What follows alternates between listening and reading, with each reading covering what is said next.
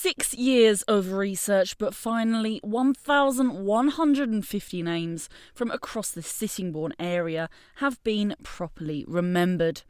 It's taken 126 volunteers hours of work to find out more about the victims of the First World War, 100 years on. Well, this is grandfather's brother, although grandfather was in it as well, the First World War. And so it's kind of, the family knew of this, but now we're knowing a lot more about it, and it's getting a little bit personal. I found that the grave is in Chichester, and the times I've been to Chichester and not bothered to look at that area, which I will now, because it's so much more real now. We didn't even know his name when I started researching. Eventually found him. He served in the London Brigade and was in Palestine when he was killed in April 1918, and he's remembered on the Jerusalem War Memorial.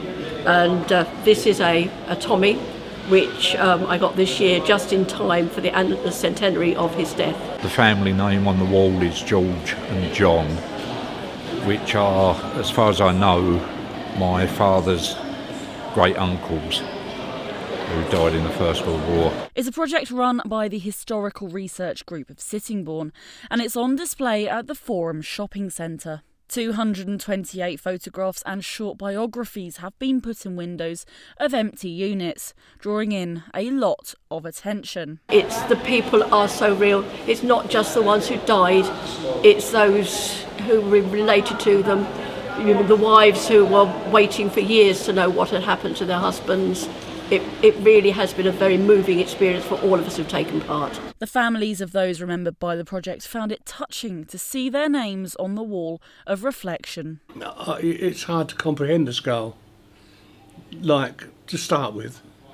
Quite remarkably, the only woman in this whole memorial project of 1,150 names is this one next to me, Alice Post. Now, she worked at the gunpowder works in Faversham back in the war, and she died of TNT poisoning. She is the only woman whose story is recorded in this memorial so far, but the team are still looking for more victims and more stories to be told. This is Jeffery for KMTV in Sittingbourne.